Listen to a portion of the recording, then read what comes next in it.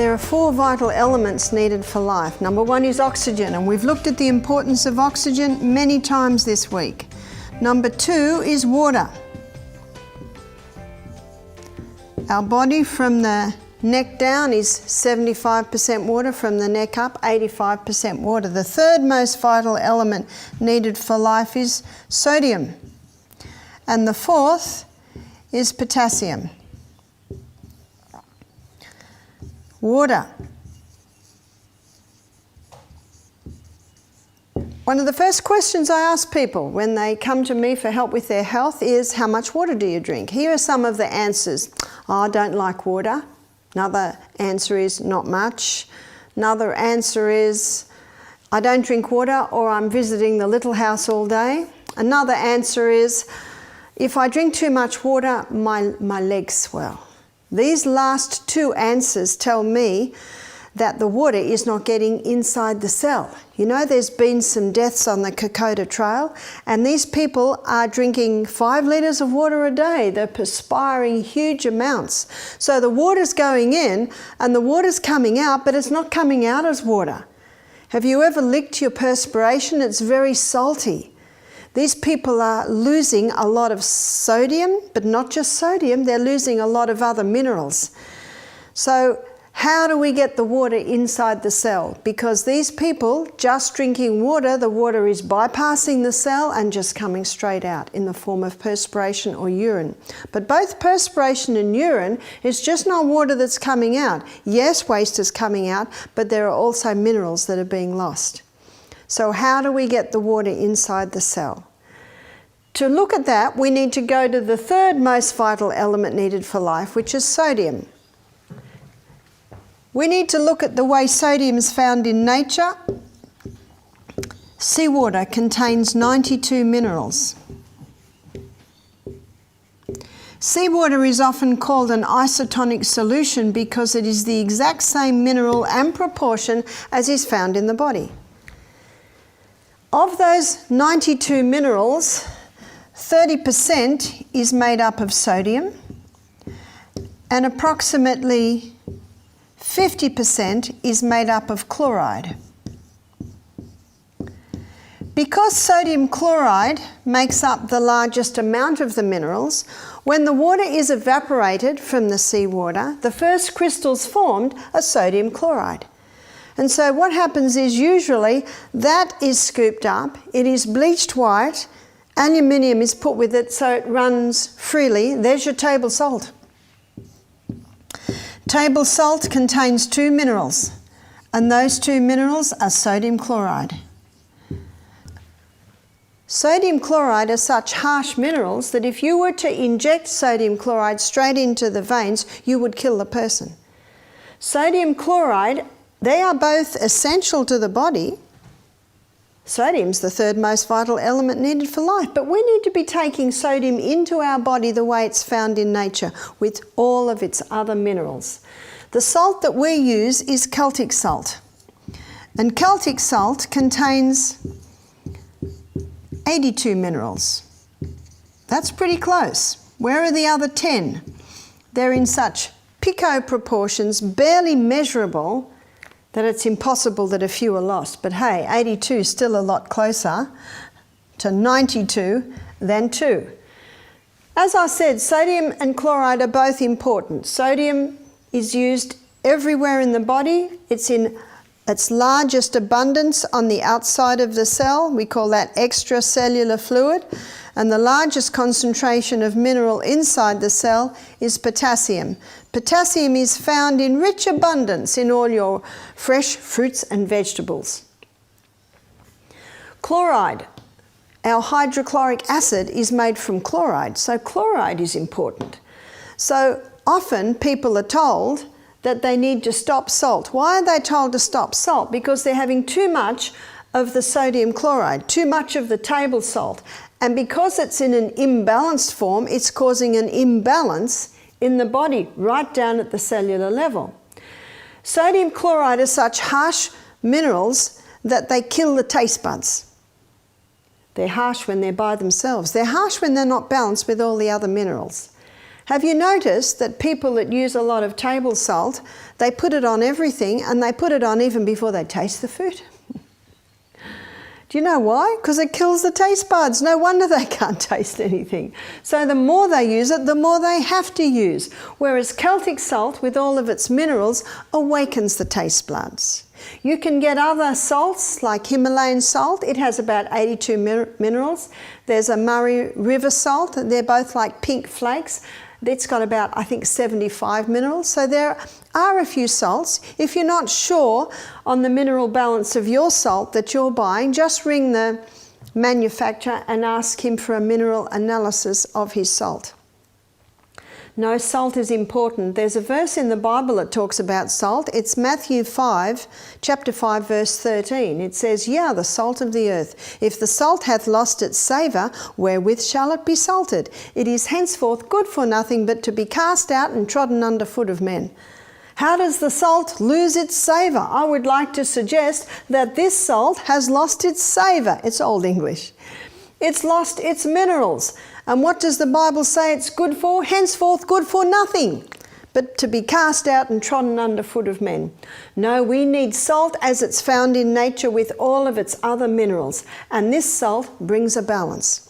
When someone is not having enough potassium, and if someone is not eating any fresh fruits and vegetables, their potassium levels go down. And if that same person is putting table salt on everything with its high sodium and chloride, sodium levels rise. Notice that there's a bilayered membrane around every cell, and in that membrane there are sodium potassium pumps that basically look like that.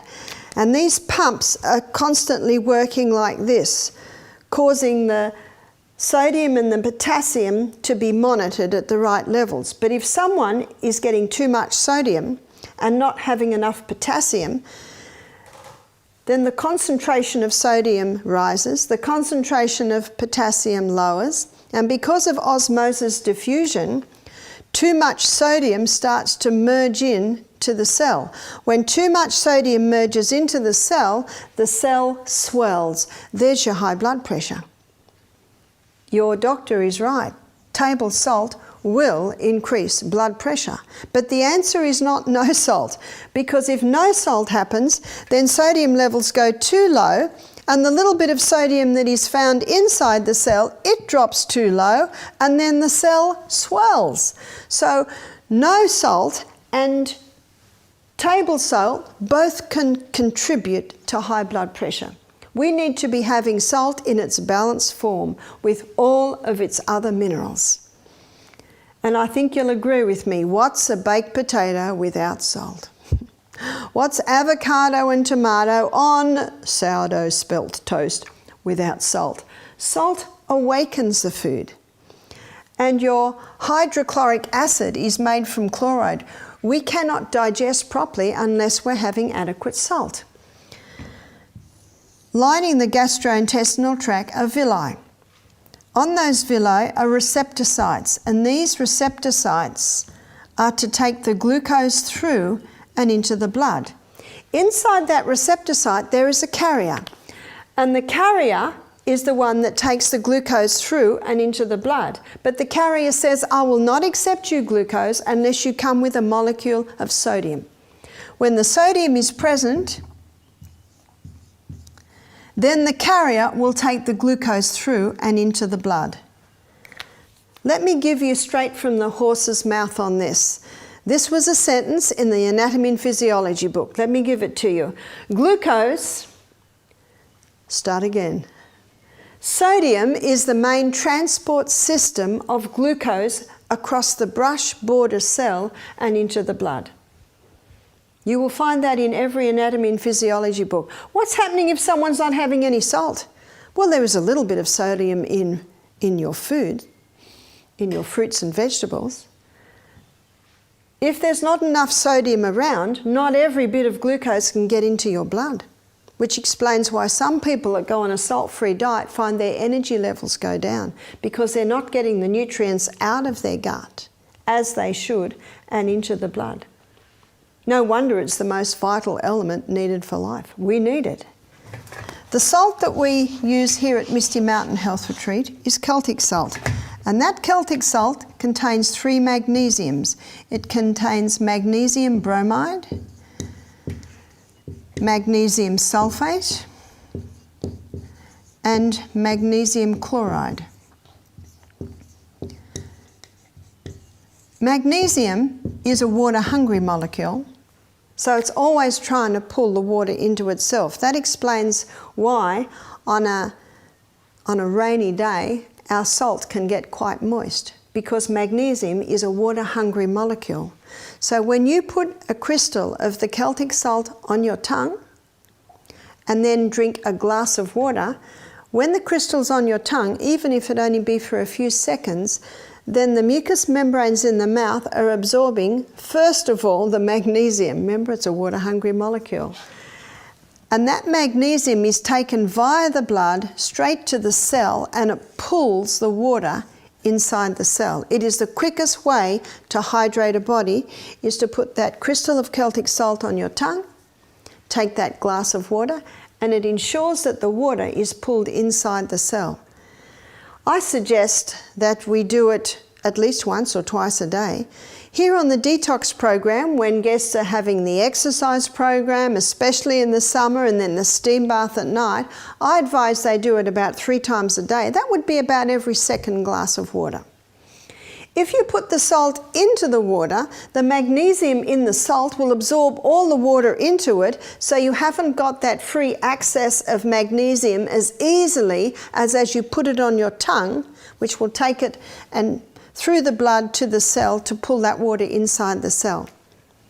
When the water goes through that membrane, there's a little motor in that membrane, and as the water rushes through, that little membrane starts spinning, and the spinning of that little motor inside the cell gives us a unit of energy.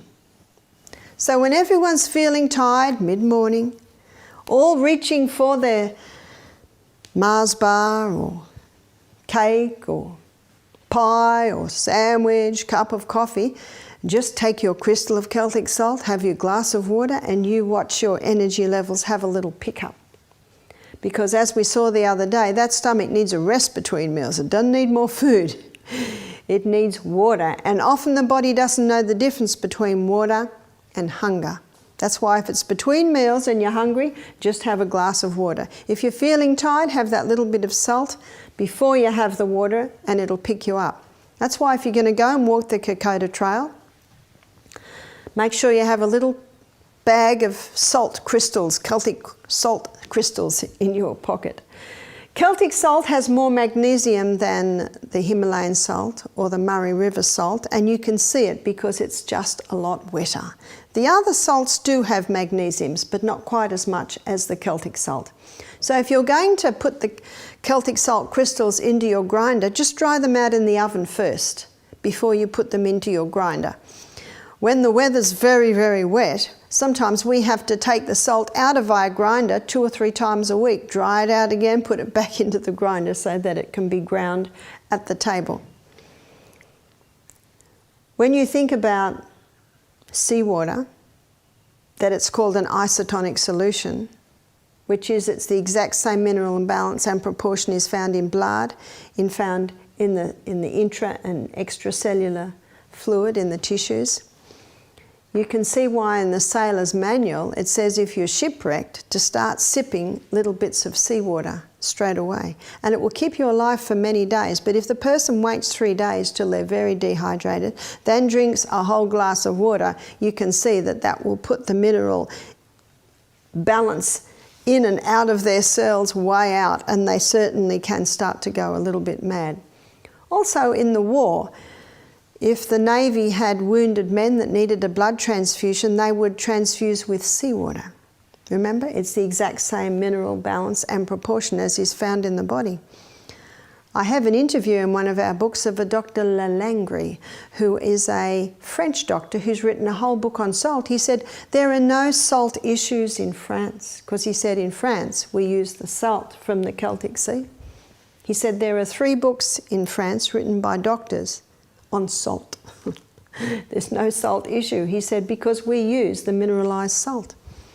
He said if someone's got high blood pressure, I put them on the mineralised salt and it can balance it out.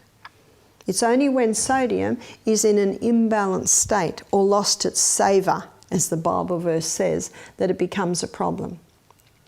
So when you think about it, we cry seawater, we sweat seawater, baby swims in seawater. It's this same mineral balance. What about calcium? It cannot get into the cell by itself. It needs vitamin D. When vitamin D is present, calcium can be pulled inside the cell, and when it comes into the cell, all the other minerals piggyback on the back of it. What about glucose? Glucose can't get into the cell by itself. It needs insulin. Insulin's the key that unlocks the door to allow the glucose inside the cell. How many people today are sick through ignorance? How many people are not drinking water because their feet swell or they're visiting the little house? If you have that little bit of magnesium in the form of the Celtic salt 3 times a day, the water will get into the cell and the feet won't swell and the person's not visiting the little house quite as much. But how many do not realise that? So they're not drinking enough water, they're not having the whole salt, and the highest source of magnesium in the vegetable kingdom is your dark greens. They're not in the sunshine because many Aussies are scared of the sun today. One lady told me that every time she goes out to put the clothes on the line, she has a hat on, sunglasses, white gloves, so the sun's not even touching her. So many people are vitamin D deficient. As a result, calcium and mineral deficient. Do you remember on our first lecture, I showed you that a lot of research is showing that 92% of DNA damage is from the mineral deficiency. Is it because of the calcium deficiency? Because of the vitamin D deficiency. That's why the detective hat has to go on. Why are these things so? So many people are low in vitamin D, thus low in the minerals. Many have been given the wrong message on fat. They've stopped the fat, so they're hungry all day, so they're overdoing the carbohydrates, which overworks the pancreas. The pancreas getting weary, stops producing the insulin, and the glucose can't get in. Can you see this scenario? Water can't get in, minerals can't get in, glucose can't get in, and when you think about it, this is the CBD. This is the central business district of the whole of the human body, inside the cell. The body says, we've got a crisis here. We can't get the basic nutrients and requirements for this CBD to function in. So the body says, we've got one more thing up our sleeve. We'll just force it in. What's that called? Blood pressure. That's what blood pressure is. It's a pressure building up to force these things in the cell because we're at a crisis level. So what is the cause of high blood pressure? There are many causes, but let me write this down for you so you can put it together. High blood pressure. And with some people, it'll be every one of these points, and with some people, it won't be. That's why the detective hat has to be put on. High blood pressure can be caused by dehydration. In dehydration, little capillary networks shut down to try and conserve full blood volume. That builds up pressure. High blood pressure can be caused by no salt. High blood pressure can be caused by table salt. High blood pressure can be caused by no greens, no magnesium, water can't get in. High blood pressure can be caused by no sun, no vitamin D, minerals can't get in. High blood pressure can be caused because of inactivity. When you exercise, you get the circulation of the blood out of the internal organs or areas of the body and out to the extremity, which takes pressure off the heart. High blood pressure can be caused because of a high sugar, high carbohydrate diet. We'll say high sugar, high wheat. Earlier in the week, I showed you how this wheat is getting that blood sugar level up too high, wearing out the pancreas. It can be caused because of a no-fat diet. with probably small amounts of margarine, and of course no fat is referring nothing at all. No fat will say or margarine. Wow. You see, there's more to high blood pressure than meets the eye. High blood pressure can be caused of constant distress. I don't say stress because everyone has a bit of stress in their life, and one man said to me, I love stress, it keeps me working hard. I get heaps done. So then I had to define distress. Constant distress is wearing for the body. That's why if there's constant distress, you have to find out why and what can be done to alleviate that. With some people, it's one or two. With some people, it might be all of them. And if you don't turn the tap off, you're still going to be mopping up in the other corner. What's also necessary to keep that blood nice and thin to prevent high blood pressure is blood thinners. So let me give you a list of blood thinners. There's no need for rat poison, warfarin. Did you know that that's what warfarin is? It is rat poison. And there are far more powerful things that can be used that don't have the danger of the side effect of the warfarin. You know, there's a lot of information coming out now reassessing whether aspirin is really thinning that blood effectively. One newspaper article on research done 6 months ago, this is early 2014, they're finding out that aspirin's causing brain bleeds. But you can thin the blood beautifully without any dangers of these drugs that I mentioned. Water. Ideally 2 to 2.5 litres per day. I'm going to define water in a minute. That keeps the blood thin. And as we looked at earlier in the week, it needs to be taken between meals, not with meals.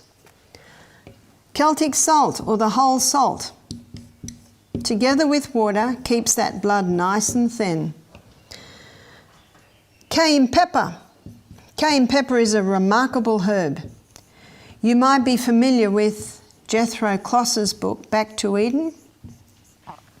Jethro Kloss devotes half a page to every herb, 10 pages to cayenne pepper, a remarkable herb. A fantastic blood thinner. It is known to strengthen arterial walls. It's even known to repair heart muscle. If you're not used to it, just have a little bit every day. You'll get used to it. I'm used to it now. One person said, but it burns. I said, not for long. Just for a few minutes. It'll pass. You know how the police were using capsicum spray? Do you know that after that experience, the criminal who got the capsicum spray in his eyes, he would have better eyesight? Yes, it debilitates. Oh, yes, it hurts. But the next day, he'd be able to see better. Yes, if you're brave, you can try it. Cayenne pepper in the eye. It doesn't sting for long, briefly, and it never hurts. One doctor in Back to Eden, he said it's impossible to abuse cayenne pepper and it will never burn. It feels like it is, but it will never harm the tissues. Garlic, there's a lot of information coming out now, has been really for the last 10 years, on what a powerful herb garlic is regarding the blood and regarding the heart. Another blood thinner is ginger. Ginger's a remarkable herb. It's a potent anti-inflammatory herb, but it also is a blood thinner. So you can grate some ginger, pour boiling water on it, delicious tea. Or you can put it in all your stir fries, put it in every legume dish, delicious. And yet it's thinning your blood. Omega-3, with its 3 double bonds, is a blood thinner. So there's your chia seed, there's your flaxseed, and the nut that is the highest in omega-3 is the walnut. So as you can see by my list here, there is no need to take drugs that have their possible side effects. We need to keep that blood nice and thin. Remember, it's the life of the flesh. We have a book in our library. We also sell this book, and it's called One of the Body's Many Cries for Water. And the whole book is on water.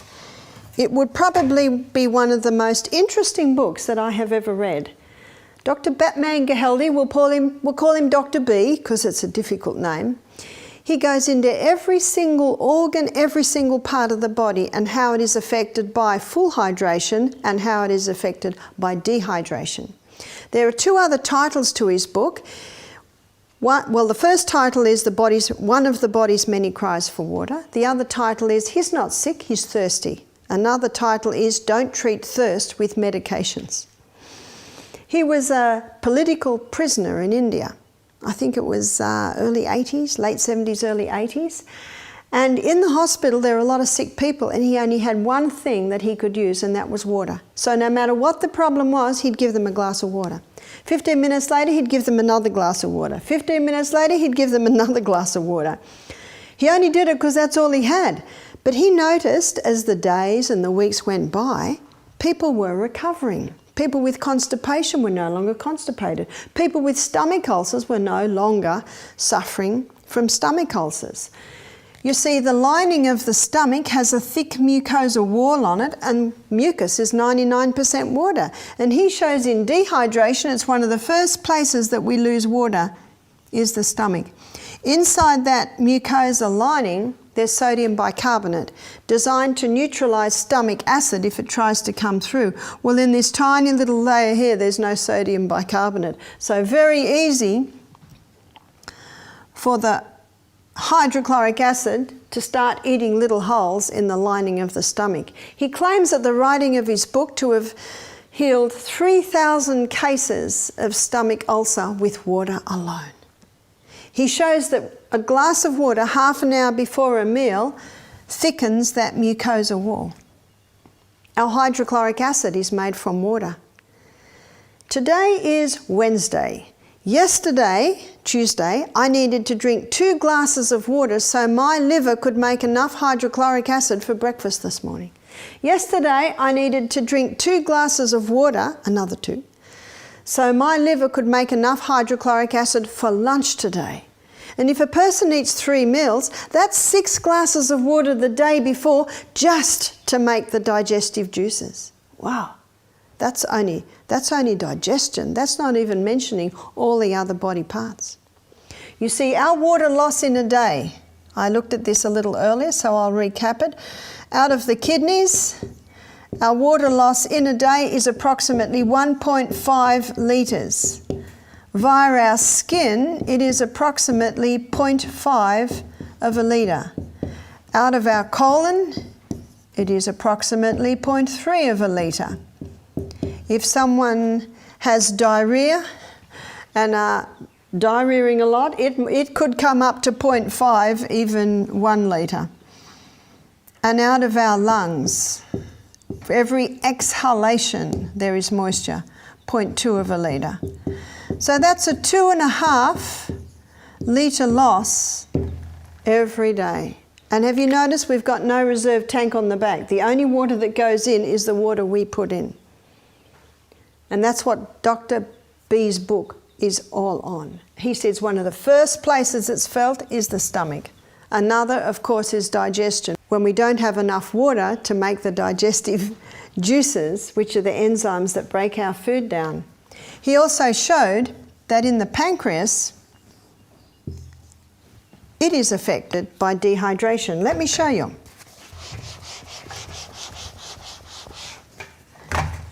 In the pancreas, it releases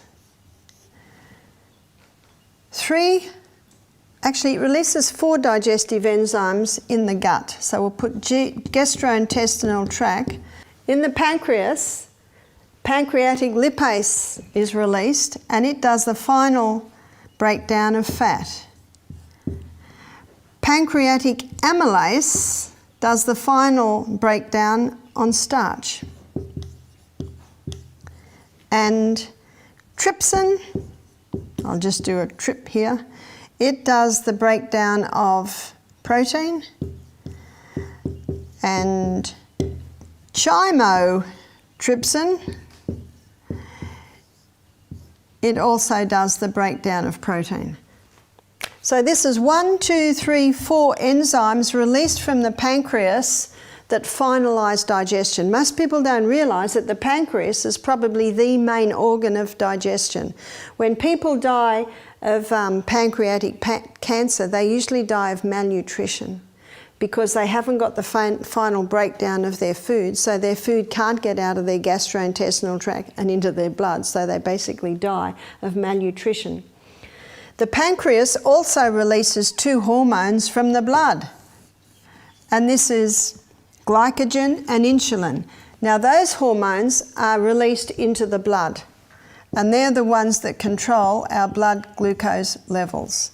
If they go too high, insulin gets it down. If they go too low, glycogen gets it up.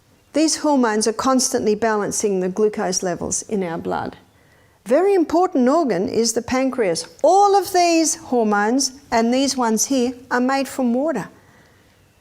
So a person can develop diabetes, digestive problems, all because they're dehydrated. Let's move on down to the colon. One of the main functions of the colon is to take water out so stools are formed. If the body is dehydrated, more water gets taken out than should be taken out, then we get rabbit pellets, cement, basically there's constipation. Very difficult to have 3 evacuations a day, which Dr. Kellogg said is a necessity if you're having 3 intakes a day in a dehydrated person. Dr. B also showed that dehydration is felt in the brain. Our brain is a hydroelectric system. No hydro, no electricity. A person can suffer from depression, negative thought patterns, because they're dehydrated. Something else happens in dehydration with the brain, and that is the brain cells shrink. And when the brain cells shrink, that hurts. It hurts very much. When I say to people, do you get headaches? A common answer is, oh, only if I'm dehydrated. Dehydration is also felt in the lungs. Here are the little bronchioles. At the end of each bronchiole, there are alveoli, and they look like a little bunch of grapes. And that alveoli is where that gaseous exchange takes place. So when we breathe in, they fill up with oxygen. And over those little alveoli are a little capillary network. And what the blood does is it picks up the oxygen and drops the carbon dioxide, then we breathe it out. It's a fascinating system. And Gray's Anatomy says we have 300 million of these. But in each little alveoli, there's a droplet of water. And because of the surface tension of water, do you understand the surface tension of water? When I trained as a hairdresser, I had to learn about surface tension of water. When you put water on your scalp, it doesn't really get through because of the oil. You put shampoo on, it breaks the surface tension of water, and of course it can get through. Because of the surface tension of water, and this little minuscule droplet of water in the alveoli, when you breathe out, the majority of your carbon dioxide is breathed out, and so you can get a full quota of oxygen back in. In dehydration, we don't have that little bit of water, so when the person breathes out, they can't breathe out all their carbon dioxide, so that when they breathe in, they're not getting as much oxygen as they could be getting. So here's another point with the most vital element needed for life. We need to be well hydrated to be able to get that oxygen, and we need to be having the proper salt and all of its minerals for the cell to utilize that water. So you can see they all interact with each other. We need all of them. I had a man do our program, it was a few years ago now, he's 44, and he had 3 main problems. He had a very congested chest. You see, in dehydration, to try and conserve the water loss with each breath, the little bronchioles shrink up. He had chronic headaches. You see, the cells shrink when we're dehydrated. And he had lower back pain. Did you know that 75% of our upper body weight is held in our lower back by water? So in a dehydrated body, there's not as much water there that should be there, and the back hurts. The lower back gets painful. So he had these 3 main problems. I said to him, how much water do you drink a day? He said, I don't drink water. I said, no water? He said, no, I don't drink any water. He said, I don't like it. He said, I have a lot of headache tablets and I drink it down with Coke and cups of tea and coffee. Aha.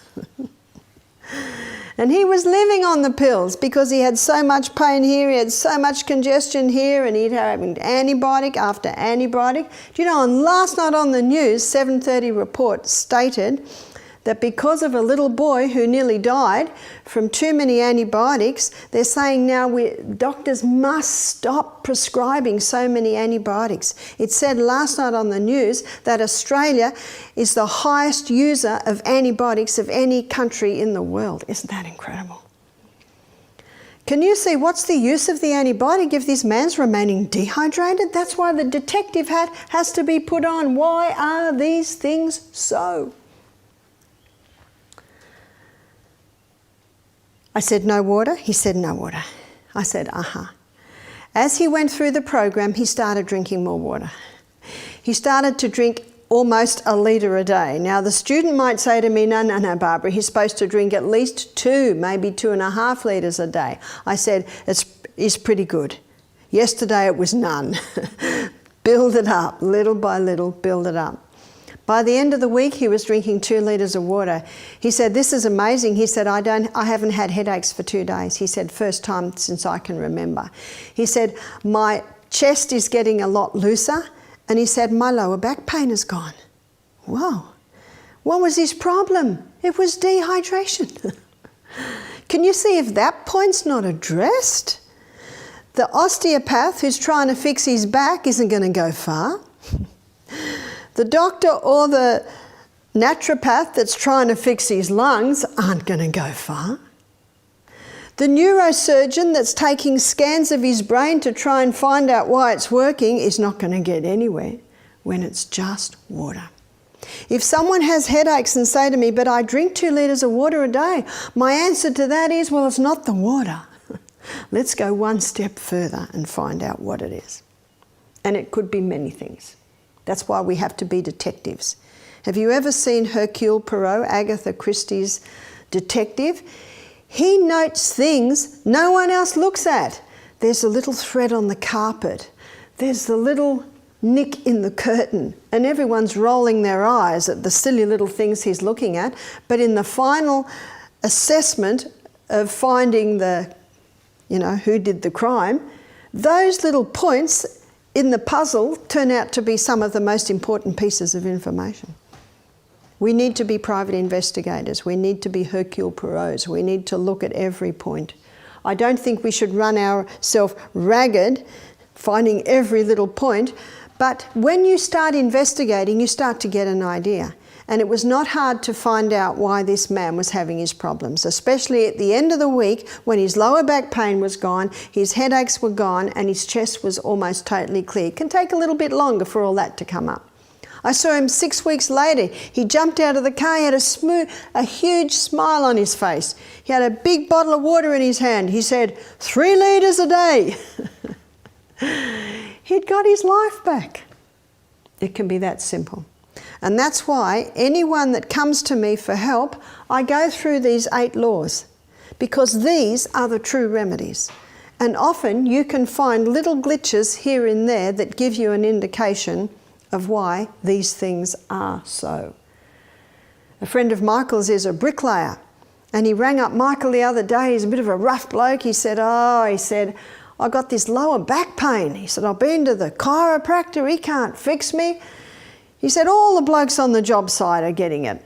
Michael said, what do you drink? He said, we all drink Coke. How much Coke do you drink a day? A couple of litres. Michael said, well, I've got a simple little test that you can try. Get rid of the Coke and drink water. He said, water? I said, is it just water? Michael said, do you remember that one? Remember what you used to drink? He said, righto, we've got nothing else to lose. Do you know, within a couple of days, all the men had no lower back pains. All the men were coming alive. The work on the workforce improved. The output improved. They were all so happy. What was the change? It was just water. One of the problems with things like Coke, and coffee. They contain two major dehydrating agents, which is the caffeine and the sugar. And so even if the person drinks 1 or 2 glasses a day, they're still not getting hydrated because the coffee and the Coke are taking it all away. It must be water and water alone. What's the best water? Well, the best water is pure water. And most taps today contain water that has fluoride and chlorine in it. The chlorine's not a huge problem because if you pour a jug and put it on the bench, within half an hour the chlorine has all evaporated. But there is a problem with the fluoride. So we must get water filters. I think reverse osmosis is the main filter. There could be more. Please do a search on it. I can't assure you because I don't know enough about water filters because we've never used one because we've always had the rainwater or the creek water. We have beautiful water here. So very important to drink good water. One man said to me, what about an alkaline water machine? Well, as you saw yesterday in our acid alkaline lecture, alkaline is very important.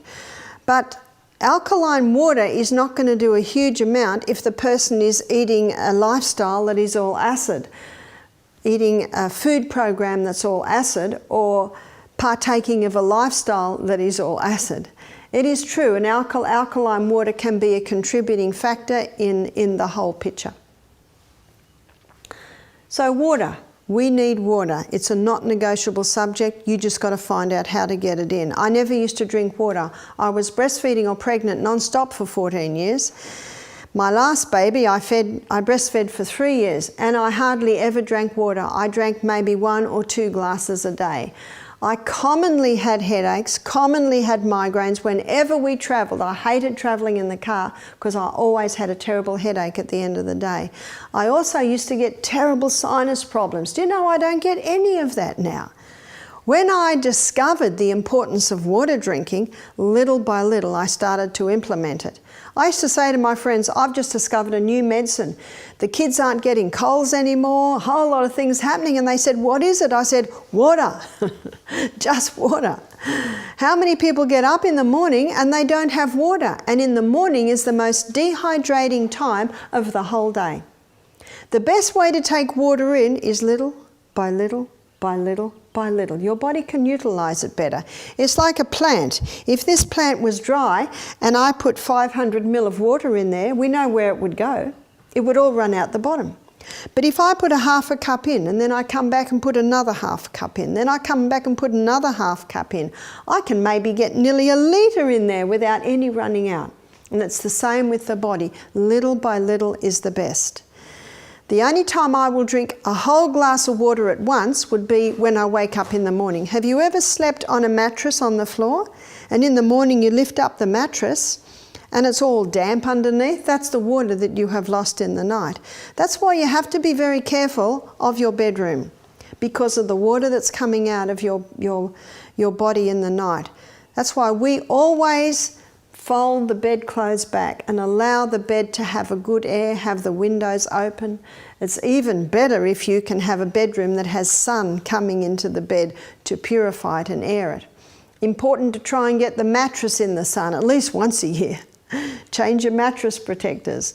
Also be cautious of under the bed. Always should have slats or wire which allows the moisture that you lose in the night to come away.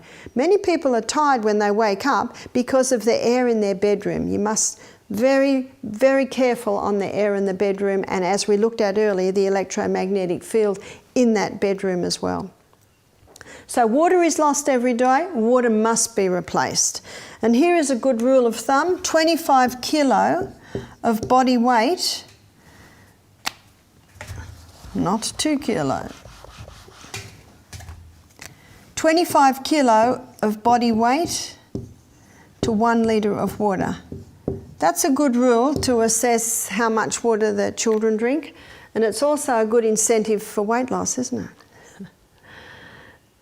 I always said to my children when they wake up, and I say to my grandchildren now, have you watered your garden yet? What's the garden? Of course, it's that lovely flora inside your gut. In that catalyst program called Gut Reaction, one professor said, there's a literal jungle in there. So I say to my grandchildren, have you watered your garden yet? And they come up in the morning and say, Grandma, we've watered our garden. I said, I'm so pleased.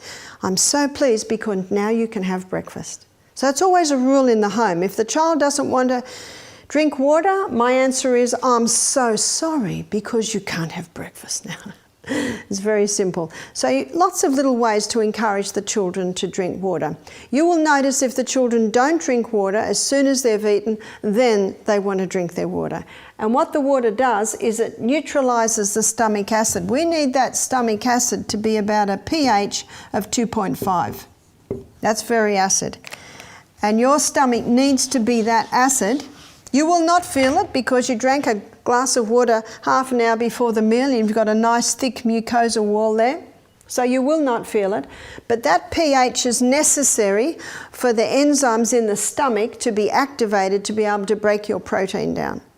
That's why you stop drinking about half an hour before the meal and you start drinking about an hour and a half to 2 hours after the meal. If someone's thirsty when they eat, by all means have a mouthful, but at the same time it needs to be assessed how much water has been drunk. So you can prevent needing to drink with your meals by drinking between your meals. As I said with exercise, not negotiable subject, and so is water. It's a not negotiable subject. And if you get sick, if you have diarrhea or constipation, or if you have a headache or cold, up your water intake. Dr. Christopher in America, he said, here's a sign to tell if you're drinking too much water. Put your head on the side and if the water comes out your ears, in other words, it's almost impossible to drink too much water. The only time you could drink too much water is if you're not having those minerals. So as soon as you start drinking more water, you will start to lose a few more minerals. So it's very important to have the proper salt. My suggestion is about a teaspoon of salt in a day, over the day. If a person's not used to having salt, I say start small. Start small, just little by little, increase it, and your body will adapt to that. Just as it adapts to no salt, it will start to adapt to proper salt. Third most vital element needed for life. Water is an amazing substance. Water can be used for healing too. Hydrotherapy is a huge subject. I have whole books written on hydrotherapy, which is water therapy. And the steam sauna that our guests have at night or in late afternoon, where they go into the little steam hut for about 10-15 minutes and then have the cold shower, or if they're brave, they can run down to the creek and dive in the creek and then back in again. We're doing hot and colds. And by the third steam, the body temperature, the core body temperature can sometimes be up to 40 degrees. And when the body gets up to 40 degrees, circulation, metabolism increases by 400%. That's quite remarkable, isn't it? So when circulation and metabolism increase 400%, that means healing is increasing by 400%. Elimination of waste is being boosted 400 times. So that's quite remarkable. Not everyone has a steam bath, but it also explains why this is such an important part of a detox program. As I told you earlier, up to 70% of body's waste can come out of the body when the body's given the right conditions, and that condition is that steam. The only time a person may not be able to handle the steam is if they go into the steam bath dehydrated. So very important the person be well hydrated when they go in. But I'd like to just give you some very simple treatments now that you can use in the home. I had a lady ring me up one day and she said, Barbara, my 10-year-old has just trodden on a rusty nail and she's not vaccinated. I said, aha. She said, we have your poultice DVD, and so we've put a grated potato poultice on the wound. I said, good, that's a good choice. She said to me, but it's still a little bit swollen and it's still a little bit sore. I said, aha, well you can go one step further. Get 2 buckets of water and make one very hot and put the child's foot in the hot water for 3 minutes. How hot? As hot as the child can stand. We don't want to burn the child. I always put a person's foot in my hand and I put my hand in the water, so my hand is filling the water. And if the person cannot take it, the only time you would not do it would be someone who has poor circulation, maybe the very old or the very young, someone who has diabetes and they can't feel their feet properly. That's the only time you would not do it. So 3 minutes hot water and then cold, and it's as cold as you can. Ideally put some ice cubes in that cold. And the cold is done for 30 seconds. So what's happening here is when the foot is put into hot water, we're warm-blooded creatures, so immediately the blood rushes to the area. And when the blood rushes to the area, fresh blood's coming in, and fresh blood is bringing more oxygen, more nutrients, more water, more white blood cell, and as it pushes the old out, it's throwing off the waste. Can you see that? Now after 3 minutes, the blood starts to slow down, because that's what happens when we're in a hot bath, isn't it? We start to slow down to the point of sleep. And so you pull the foot out of the bucket and into the ice cold. Will that wake it up? Woo! We are warm-blooded creatures, and whenever cold touches our body, there's a reaction. And basically the body's going, whoa, cold, it has the potential to kill us, quick, move fast. Can you see that's the reaction? Now within 30 seconds, the reaction has died down and the blood can start slowing down. So we put it back in the hot and wake it up again. So whenever you do the hot, you have a kettle of boiling water there, and while the foot or the hand or whatever you're doing is in the cold, you heat up the hot with a bit of boiling water. Again, test it, test it. You do this whole thing 3 times, always starting with the hot and always finishing with the cold. You see, finishing with the cold equalises the circulation, closes pores, prevents chilling. The only time we've had someone faint in our steam bath is they had the steam and they didn't want to have the cold shower, so they went and stood in the cool air and then came back in. Cool air does not do what cold water does. It's the reaction of the cold water on the blood, and that doesn't happen with cold air. If someone says, well, I want to do the steam but not the cold, I say, well, I'm sorry, you can't do it. Because you'll be in trouble if you don't finish with that cold. It's only quick. It's only quick. So the lady did this to her little girl that had trodden on the rusty nail. 3 minutes in the hot, 30 seconds in the cold, 3 times. And then I said, put the grated potato on. I said, ring me in 2 hours. You see, if there's no response in 2 hours, what do I say? You go straight to hospital.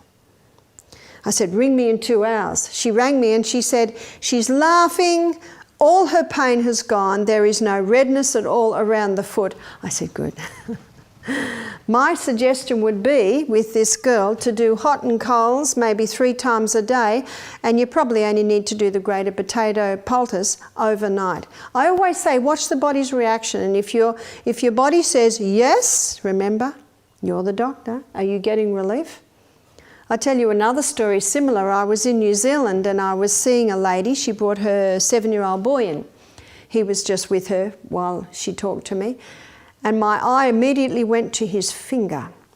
Now this finger, the joint was all swollen, it was red, and there was like a white pussy bit on top. I said, what's the matter with the finger? She said, well, the doctor says it's cellulitis. You know what cellulitis is? Inflammation of the cell. I said, yes, I can see that. But what am I asking now? Why? Because that wouldn't have happened for no reason. She said, oh, a few days ago, he had a blister on his finger and he was playing in the dirt and the blister broke. Are we starting to see what happens? Aha. I said, what have you been doing? Oh, it wasn't a few days ago, it was actually a few weeks ago, because she said he's on his 2nd course of antibiotics. He's having to take painkillers at night to sleep and sleeping tablets. So he's on 3 medication and he's 7. I said, do you mind if I try something? She said, not at all, not at all. Now I got the permission of the child. Always get the permission of the child, because a man convinced against his will be of the same opinion still. I always use the will. I said, can I do this? Can I just do the hot and colds? I told him what I was going to do. I explained it. He nodded. And I got 2 cups. He could not take the hot, so he made it a bit colder. He could not take it until he could bear it. When he could bear it, after 3 minutes, we put his finger in ice cold.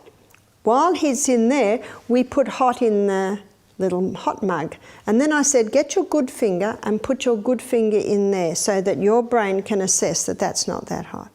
Yes. And this time, his sore finger could bear the hot. He did it 3 times.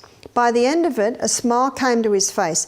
In 15 minutes, we had reduced the pain by 50%. 15 minutes. What did we do? We just got fresh supplies of blood in, which took the old blood out. It's very simple. And then I grated a potato and I put it on his finger. His mother rang me the next day. She said, this is amazing. He woke up in the morning and said, can I do more hot and colds? See, he'd experienced the relief. She said, by the end of the next day, by the second grated potato poultice, all the junk came out. He had no more pain. And if he does get pain, what does he do? Just goes back to this. She said, what will I do with the antibiotic? I said, I'll leave that up to you. I can tell you what I would do if you would like to ask. She was so excited. It's so simple, isn't it? It's incredibly simple. So water's not just a powerful thing to take into our body, we can use it externally to bring relief with simple ailments. And before I close, I'll just give you one last one, which every home should know this remedy.